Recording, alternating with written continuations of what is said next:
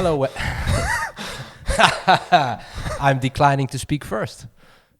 It gives me a position of power in a negotiation setting. Did you know that? That's one of Michael Scott's 101 laws of business or something. I'm declining to speak first. Okay. Well, good evening then, Ian. You just spoke first, but yeah, okay. I know. That's kind of the joke, but yeah. So, wow, man, it feels so soon after the last podcast that we recorded, which is in fact correct because we recorded the last one. Hold on one second.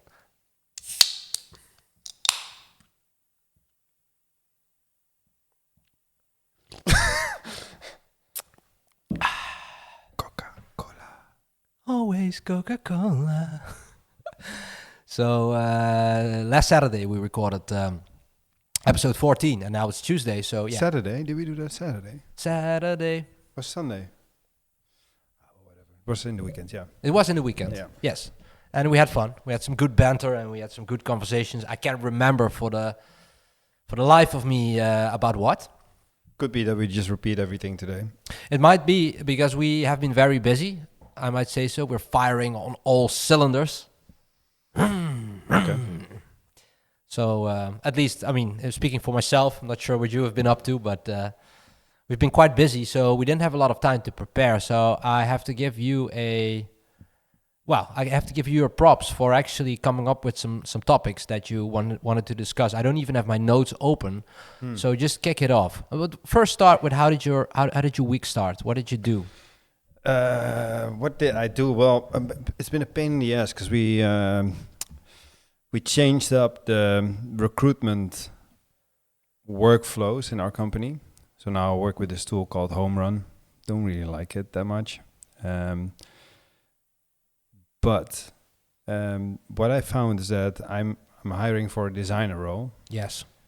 And I just cannot understand how I get in, I think 95% of all applicants with a CV that looks absolutely terrible, or like a personal website that looks like it's just. I heard you talk about this. It's just, and I find it mind-boggling. Me and Jelle had the same thing. How? I don't know. Applying to a design role, like having something like aesthetically on point, a CV that just looks nice. Would be like the minimum effort, right? Would be like the minimum requirement. I think so. I mean, okay, it's for a UX design role, but then still, like, doesn't matter to me. It's design. It's like being a copywriter and making weird sentences that are hard to read or something. I was baffled by it as well. You know, when me and Jelle were recruiting for new designers. Yeah. I was baffled by it because it's 2025. The barrier. It's also not that hard to do, indeed. Yeah. The barrier of entry. You know, with all the tools that you have at your disposal, even I can make a cool looking design. Yeah. It's really not that hard. Even you. And that is why I even me, I said it myself, but thank you for yeah. So but no, so this is why I always say that certain types of technological innovation have a biological endpoint. Like the threshold of not being able to see stuff, not having a vision on something, not having a feeling for something, that is the threshold that can never be broken by technological innovation. Well, never say never, but the threshold is quite strong. We had also 40 to 50 designers pour in our job opening a couple of months ago. And you're right, those resumes look completely, well, most of them look completely, well, disgusting, I would say. Okay, here I got the numbers. I got 140 applicants, and I invited 3. That's wild. 3 had a decent profile. Yeah. And one actually is not even a designer that experienced. I'm like, how do you have like doesn't matter, man. Better skills than all these people that are doing this for 10 years? It's just something you have or that you don't have. Yeah. And I'm not saying you can develop that skill, but if you don't have the basic feeling for it, the basic feel for it, it's so hard. It's always a struggle. You can coach someone, you can shape that person, you can show him or her all the cool examples in the world. It Yeah. clicks or it doesn't click. Yeah. How is that possible? Yeah, it's the same thing with like really rich people, you know, that have like absolutely no taste at all. You cannot buy it, man. Sure. Proper taste is just. Is it trainable? I guess, kinda. Yeah, to some extent, but again, you either feel it or you don't. And then the other thing is also true, and I've seen this before, that you have people who have a natural feel for it, but they lack so much in other departments in terms of discipline, motivation, focus, that also their natural born abilities are just compromised too much by the other things that they're lacking. So that's also there's also that. But I'd rather have that, someone with a natural feeling for design aesthetics, because it's there, right? So you can kind of have you can feel some responsibility yourself to get it out there, to nurture it and to shape it. But nothing is more destructive mentally for people like you and probably also me than someone who just doesn't see it. And here's another thing. Sorry, I know that it was your story because you're in the middle of it. No. But I have a question about it as well. But the other thing that I noticed when we were doing this is that, so what is, when you design for when you apply for a design position, what is the first thing that you want people to see? Literally the first thing. Well, okay, this is coming from me. Yeah. But I'm on the other side, you know, so I receive all the applicants. But seriously, like, make a good-looking CV.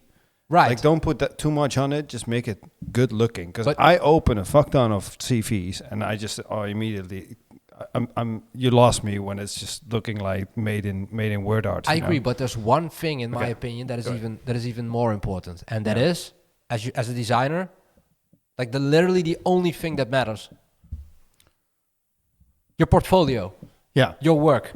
So what should you do as a designer? Give the person or the agency that you're applying for a job at the shortest road possible. 100%. Oh my God. I saw CVs with no clickable links where I had to look for it, where they were buried deep in on the second page.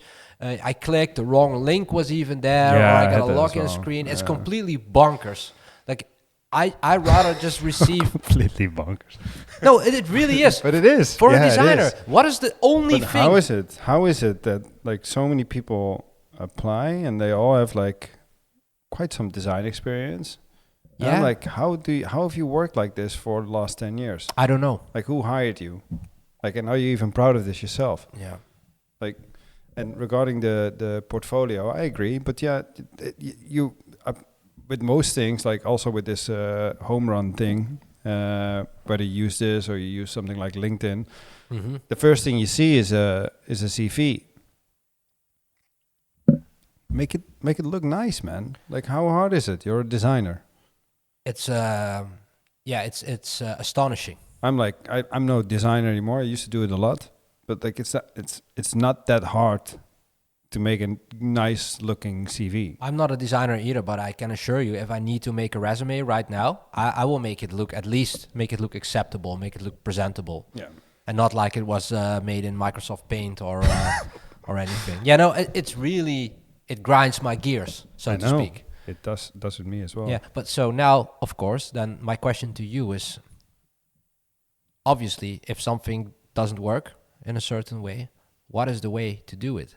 How do you find those banger designers? Okay, in your case, it's more about product design, but still, how do you find those needles in those haystacks when it comes to good product designers? Obviously, is not what you're doing now or what I was doing with the LinkedIn job post. It's hard because I get it. I mean, you already there's a lot of crap on LinkedIn anyway. So I haven't seen. I've tried many other platforms like Contra, Dribble. Did you try Contra? Yeah, we did it a while ago.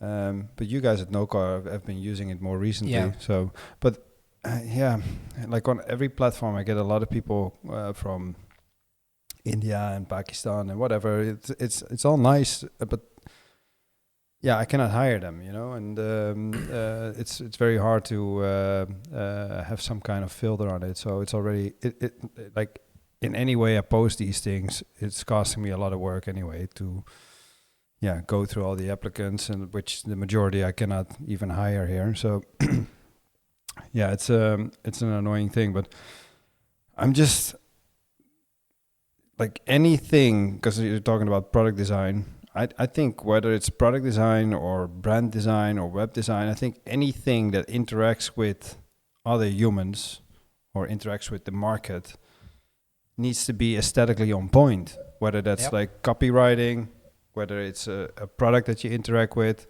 whether it's a website you interact with, whether it's like a voice user interface. I want to talk to a beautiful voice, like stop. We don't want crappy experiences, whether it's browsing on a website or it's using a product. I agree. So how are you in the design industry when you put out like absolutely mediocre stuff? Like, it's also, well, not a question. Because a short while ago, you walked me through your home run setup, and it looked really solid the way that you put that together. With with all the questions that you put in there that you wrote yourself, with the goal of filtering out mediocrity. Basically. Well, it works. A lot of people don't fill in the questions. Yeah. I even had one guy who said, but it looked really good. Like one guy even said, I have no energy to fill in these questions. I'm like, okay, then don't. But a lot of people don't fill it in. But okay. Maybe that was the one. Yeah, it would have been funny, eh?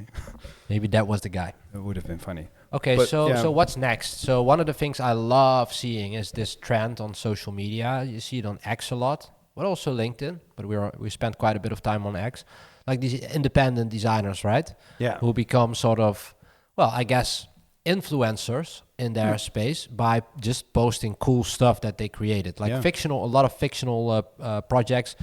We have quite a well-known one. His name is Fons Mans. He's from the Netherlands, I presume. Yeah, Rotterdam, right? I'm not sure, but he's in my timeline all the time, and I really enjoy his content. Yeah, I agree. Me too. He just posts really cool stuff. He also posts some more thought leaderish stuff. So just text posts about being a designer, some humor in there, but also just banger projects. Yeah, most of them fictional. And I think the guy from Design Joy also mentioned this once, like that for your portfolio, just post your most banger fictional projects as well, because you have so much creative freedom there, and that's where you can really show your true talent, your raw talent. I agree. Yeah. And I also think this counts for Noco, counts for Ila5 as well, but somehow we doing that, but I completely agree. Yeah, because if you are like unburdened by all these constraints that you get from clients, and you can just go all out on a thing that you like to make, it just works better, man. Yeah, Jelle, he's on a good creative streak right now. Being head of studio, head of design, you see that he now really feels the need, desire, but also responsibility to just throw out banger stuff. So he's also back in sort of a conceptual phase where he's just doing all these fictional things, but also just taking a little bit more risk with customer projects whenever he finds the time. Kind of try to alleviate him a little bit from project management tasks by making our processes a little bit more efficient. Less random touch points, more fewer but more high impact touch points. That works well because you see him do all the, really like a kid in a playground doing just cool stuff out of passion again and posting about it as well. I love seeing that, man. And what you see with those independent designers is they also attract a lot of other good designers. Yeah, which is super. So brings me back to your challenge with recruitment. I think that is actually a way to go. It's a little bit more of a long-term project, of course, because you have to build your audience. But what Jelle is doing is actually, I think, is the best way to attract designers that are operate at the standard, at the level of quality that we as Noco are looking for. Yeah. It's basically the community aspect that we talked about before. So this is the way, man. It should 100%. organically, 100%. but it takes time, and it takes, it's a bit more of a long-term. It's for business. It's also maybe even more important to only put out bangers, because I think, mediocrity leads to mediocrity. I agree. You just need to put like amazing stuff out there.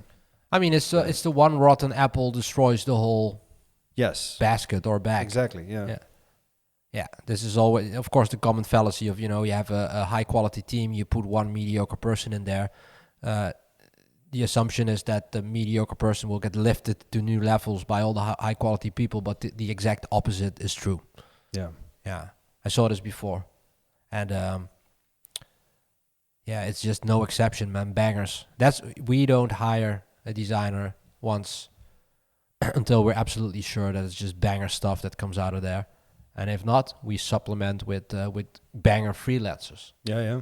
And I stand behind that approach 100%. Yeah, I get that. No mediocrity in a no-code design department ever. And but yeah, it's challenging now, the landscape of hiring a designer.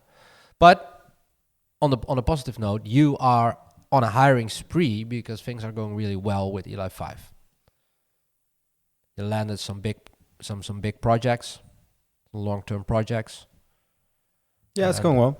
Yeah. No, right. It's going well. Yeah, we need to hire a bunch of people. Yeah, exactly. I mean, just saying it is a good thing. We are of course, we're bashing the mediocrity that pours in with the resumes and stuff. But the fact that you guys are on a hiring spree is good, of course. Yeah, I agree. It's nice. Yeah. But yeah, I have to say, I did think that the market for was a bit better for employers again. It's not. It's maybe slightly better than like a year ago or so, but it's not that much better. You hear a lot of people having difficulty finding a new job and such. But anyhow, it's going relatively well. I'd say. Okay. All right. Yeah. But yeah, it's. I think we need like 7 new people or so before Q2. Yeah, it's doable. Oh, you'll figure it out. Yeah. You'll figure it out. But I know it can be a strain, right? It just takes a lot of time and effort. Well, because we are doing this in a new way, I'm also doing it myself to test the system, right? Like, does this work? There's still a lot of things to be tweaked. So I get sucked into all these things myself. And I still have this thing that I want to do with the new hires. I make a short list, or like developers, like lead developers in our company make a short list of people that they want to talk to. And I always have like anyone that comes on an interview or is selected, I always have a 15-minute call with. Like I just want to talk to people to make sure, okay, this feels good before I send them to, I don't know, like our lead backend or our lead front end or our designer. Just on a human level, right? Get a little bit of feeling. Yeah, it's first of all, I don't want to waste the time of, for example, my lead front end developer to talk 1 hour, 1.5 hour to someone that is not proper fit. And somehow I still want to protect this thing that we have here. I want to make sure we only work with really good people, not just skill wise, but also sometimes you just feel someone is like an absolute powerhouse. You know, you can just feel it. Yeah, you know, like personality wise. Yeah, just the whole. Yeah, I like that. So I don't know. At one point, you need to let go of that. But I can do this for a while this way. I think it's nice that everyone comes in through me, and have a little check before you put them in touch with the right people. Yeah, and sometimes you pick people out. Maybe this is not the right fit, but it works good. But yeah, I mean, this is not scalable. So I'm now both working on this new recruitment system, and I'm doing these first calls. But I like doing it, but this need to figure something out for it in the future. Yeah, isn't the answer just based on what we are already doing, which is building, well, the brand of the agency, but also your personal brand more. Building an audience long term, that is basically the answer to everything, right? Yeah, but Distribution, recruitment. You still need to test people, right? Sure. So what is this going to make easier in terms of recruiting new people? Well, the same thing I mentioned for what you now see with those designers.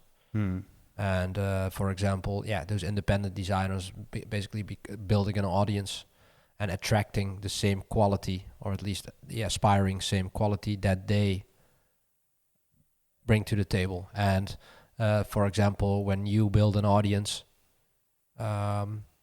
based on what you do with Eli 5 and the other businesses, it makes, and you have an audience, it makes it easier to distribute also to queries, so search queries, like for example, I'm looking for someone.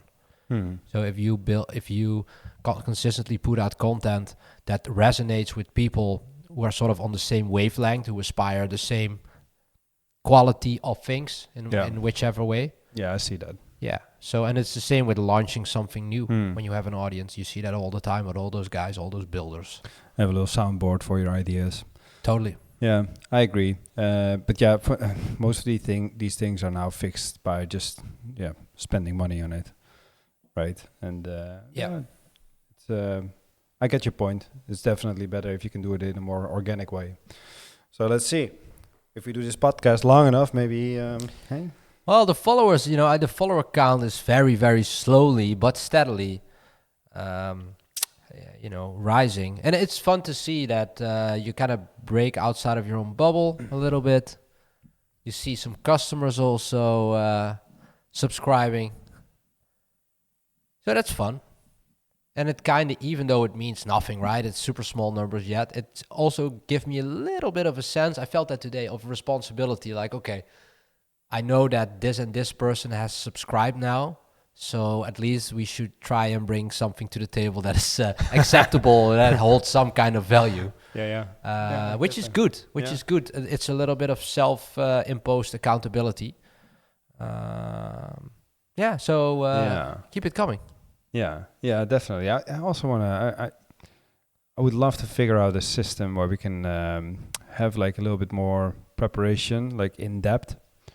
And I'm also having this whole content creation thing that I'm now doing quite actively, like newsletter, blogs, articles, podcasts, tweets, threads, whatever. It would be nice if everything can tie in together, right? And I sometimes have when I dive a little bit deeper into something, it just takes a little bit more time. But then I also think if you can do it in this like proper structure, proper routine, that you can do something for your newsletter, condense it to a blog, maybe go in depth a little bit more during the podcast, that would be nice. So I do think over the upcoming weeks, I'm going to try some things out. Maybe you and I can just switch. Like week one is your deep dive into something. Yeah. The other week it's a deep dive of mine. Like I feel we can do this more efficient and bring a little bit more quality to the table. Yeah, great idea. And this is what we wanted all along, of course. But it's just a matter of time. And then you have to find if we can find some synergy between within our entire content motion. Yeah. That would help. I'm all for it. Yeah, nice. Hey, but do you want to hear something fun? Yes, of course. Always into fun. Okay. Well, do you remember when you had that meme online about we're gonna make them eat the bugs? Yeah. Yeah. Well, it turned out to be reality now. Oh, really? Another conspiracy theory that came true. Yeah. What is that thing they say again? The difference between conspiracy theory and reality is like 6 months or so. Oh yeah. Yeah. Something like that. It sounds pretty accurate. For a lot, it's true.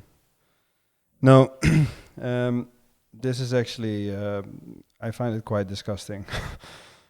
So we're literally having a regulation that is now allowing for mealworm powder to be used in food.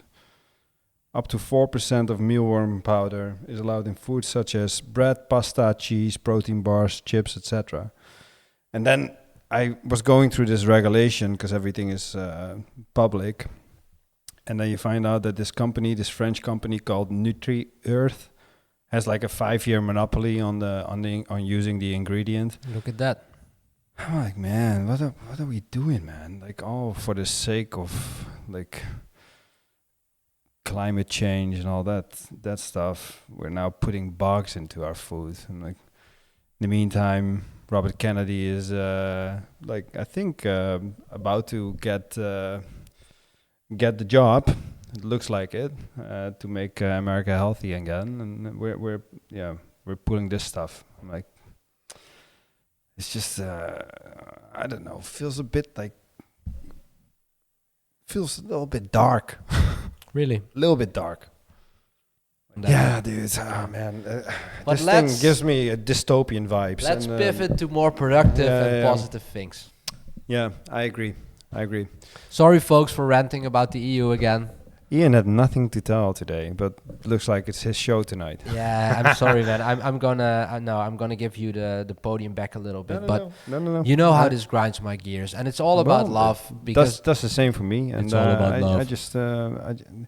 I'm just getting tired and fed up with all the ridiculous bullshit that's coming by. It's just come on, dude. Like, what are we spending our money on? yeah, let's return to some common sense. That would be great. That's not too much to ask. I think, and hopefully that happens in one way or the other. Yeah. Yeah. Okay. What else do we have? Well, we don't have a lot on the list. I think. I do have to say that with Noco we are. I'm enjoying myself because things are shaping. How far are you in now? 5 months. Yeah. From September onwards. Nice, man. Yeah. A bit tired though. I'm working like a maniac. We have side by side as well. The others have as well, but been working like a maniac. So I do feel a little bit of fatigue, but not in the way that it's something that I have to get over. It's like or good something. fatigue. Yeah, it's just it's more of a notification to myself that I have to make sure to take care of myself, get some rest here and there. Take care of your body. You want to join me in some neurotic There we go. optimization? Yes. Why not? Neurotic over optimization. Dates with butter, Yeah. kiwis. Yeah, I had Raw I had a eggs. kiwi and I had a date with butter today, and Yeah. I had not raw eggs, but I had some boiled eggs. Elite. I'm slowly but surely working towards your routine. Nice. So for those who don't know what we're talking about, Wes has a penchant for neurotic over optimization, Yeah. and he is very, very sensitive to the placebo effect of new routines. It And works, man. yes, it works. Absolutely. No, I give you all the credit for that. But it's just, it was a fun back and forth in the last episode. But it's a little bit of fatigue, but a good fatigue. Like, okay, saying to myself, Ian, you need to sleep good. You need to eat good. You need to work out. So looking forward to going boxing tomorrow again. But yeah, no, things are shaping up a little bit, man. As I said earlier, we rolled out some new services, heavily CRO focused, which I think is a very important step for us. So not just implementing best practices during the design phase, but especially after our website is launched, and really double down on that. We did that in our subscriptions, but we made a great step forward in terms of how smart and how added a new level of sophistication, I would say. And you see that also resonates with customers. It really also fires them up a little bit. We nudge them in different ways. Like, hey guys, more proactively, I guess. Like, hey guys, we can do you can actually track this or do that or test this. so that we can make slight improvements along the way. And you can see that the team is really switched on, and that we can add more value there besides just a beautiful website, beautiful high-performing website. Yeah, that's just cool. That really gives me a lot of energy. Yeah, but I just love seeing that. Noco is such a cool product because it's just like, I always like the company because it can turn anything into something that looks amazing, reads amazing, and I think just adding this whole like constant over optimization, neurotic over optimization. My God, I didn't even make the connect. That's what we should call the subscription. I think so. Yeah. No, but it's just like this constant optimization. Just it's just like this self-propelling machine, And also the I saw some websites that were close to being finished today, and dude, they all look banger. Like it all looks good. Got a couple of nice ones coming up. It's brings me a lot of joy. I like. Well, it's your and Jelle's brainchild, basically. You guys, set that up when Webflow was getting hot. Yeah, but just Webflow is just. I mean, I always said that it's not just being a Webflow agency. Like there's now so many. Yeah, I think we were one of the earliest ones to work with it. First for clients at ELF5, and then we incorporated Noco for it, and it's not just being a Webflow agency. It doesn't give you it doesn't have a moat or anything, And I think leveraging the experience of ELF5 in building, mainly products, SaaS, it can give you an edge. And I think adding to that, this aesthetically refined stuff that Jelle constantly puts out, and it's just it's a good thing, man. Yeah. I don't see that stopping anytime soon. No, because it's also like I can see you guys working faster and faster by using AI for things, but like back to where we started this conversation, taste.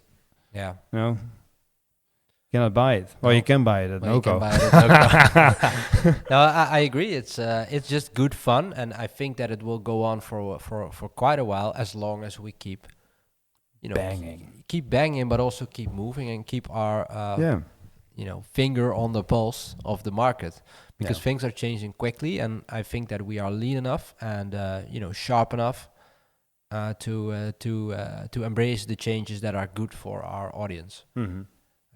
With the tools that we implement, but you have to be sharp, man. I mean, there's not a day. The landscape is changing so quickly that every day can be a day where some sort of a micro disruption takes place. Yeah. And where you have to really embrace it. Yeah. And speaking of that, obviously we work with no-code, low-code tool. We're a design agency, but we work with no-code, low-code tools. And Webflow is has been our go-to tool for building the websites. But of course, there's a very interesting battle with platforms like Framer going on. So we also work with that. But it's cool to see that Webflow is really, really trying to keep up. We do believe that Webflow still has an edge, a little bit more heavy duty, right? It's better for our audience. But but Framer is, of course, the beauty of Framer is that you design and then it gets developed seamlessly, instantaneously, mostly. So Webflow is basically trying to mitigate what Framer is bringing to the table, and they now have. They announced they have did a major update in their Figma-to-Webflow plugin. So basically, where you can automate a lot of things that you would usually do in a design handover. So for example, you finish this Figma design, you get customer feedback, you finalize the design in Figma, and then you start exporting those files as a designer to development for them to build it in Webflow, basically. But of course, the bridge that Framer built is that you don't really need that handover anymore. Yeah. So Webflow is trying to mitigate that with their plugins, which is really cool. Does it work? It just got out, so we haven't tested the updated version yet, but I reached out to our developer, Webflow expert, and he dropped a couple of notes. But, of course, the main takeaway here is that it would even if we do it right, it would slash the turnaround time for building a website even further. Yeah. And yeah, it would just make the because it would make the design to development handover much more seamless, much more natural. Yeah. And yeah, we're very curious to play with it. We have been testing the previous version that came out already. I think, I think the first version already came out 2 years ago or something. But they announced that the Figma-to-Webflow plugin and app, it just got a major upgrade. You can now sync your components, sections, variables, and styles from Figma to Webflow, giving you and your teams even more power to turn your static designs into dazzling production-ready sites. So, for example, when you have a website live and you want to change the color scheme or the font or anything, in theory, you could now do that in Figma, and then it gets automatically pushed to Webflow. So it gets automatically synced in Webflow. Is it really synced? Okay, that would be crazy, man. That's what they have announced, and that's also that's why I asked Jar, like, hey, what is okay. What is the deal with this? Keep me posted about that one. That's crazy.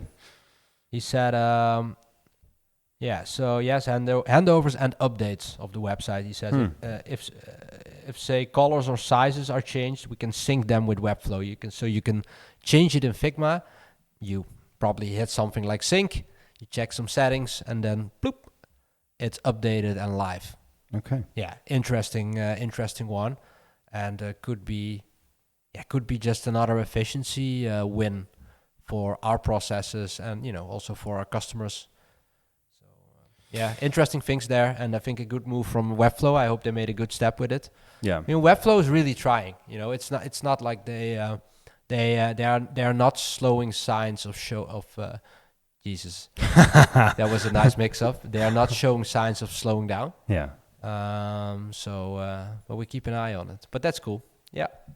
Yeah, man. That looks good. Keep me posted about that one. Yep. I will. We also I see all these tools coming up. I mean, we've been eyeing them for a while now. It's just like we incorporate them in product development here and there. But in engineering, like especially the more complex enterprise-grade products that we build, it's not really making a radical difference yet. It's more in the MVP phase. Yeah, exactly. So we keep an eye out on all these tools like Bolt and such, and Lovable Dev is what I'm hearing about. Lovable, a lot. I've seen that as well. Yeah, it's but I think that's also nice for Noco, and it's just a matter of time, man, before we can start using these tools in our workflows a little bit more. Yeah, and I think we need to do some hackathon again sometime soon. Just build something with the entire team together. That's nice, man. I'm down. It's been a while. Last time we did this is a while ago. We built like an Alzheimer app. Wow. To treat Alzheimer patients with AI voice user interface that brings back memories for Alzheimer patients. Oh, God. Through music, photography, and such. That's a beautiful use case, man. I didn't hear about that before. What was the... Dude, that's a long time ago. I know. During we won the IBM Blue Mix award for that. Now I don't even know if Blue Mix still exists, but they definitely didn't win the game. That's a beautiful use case, man. Yeah, it is. I actually saw some new initiatives regarding the same topic. And yeah, of course, nowadays with all these LLMs out there, you can build wonderful things for this group of people. Yeah. And yeah, unfortunately, there's more and more Alzheimer patients. But yeah, it's nice to do a little hackathon again. I wanna figure out some of these new tools with some hardcore engineers from ELA 5. Let's do it, man. Yeah. I'm very curious to know what you will be cooking with all those new possibilities. Yeah. In terms of tools. Yeah. Okay, man. Cool. Yeah. Anyhow. Anywho. This was the Ian show. No, it wasn't. I like it though. I like a little Ian show every now and then. Okay. Yeah. Sometimes I can't control myself. Little rant from this. Yeah. I wish I had all the answers, man. But it's good to to keep to keep track of what's going on. Yeah, we do that, and every now and then you just draw the conclusion that it's a tiny little bit of a clown show. But then again, I mean, we're two tech companies. Like, what do we care? like let's just keep moving. Well, yeah, we will definitely keep moving, and that is, I think, also the best thing you can do, right? Keep creating a little bit of value for yourself, for the people around you, for the people that you serve, and try and make the world a little bit more beautiful, a little bit more efficient, useful, and enjoy the little things.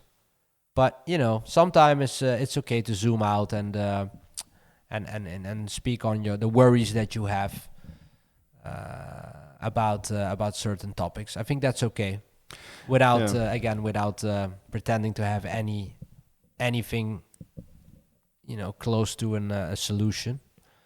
I know, but I at the same time I also hate talking politics, man. Me too. It's exhausting. The fact that prosperity is becoming a political topic is just beyond me. Exactly, that's like the thing. Why are we even talking about this? I don't even want to talk about it, but we see what it does to our surroundings. So to our food.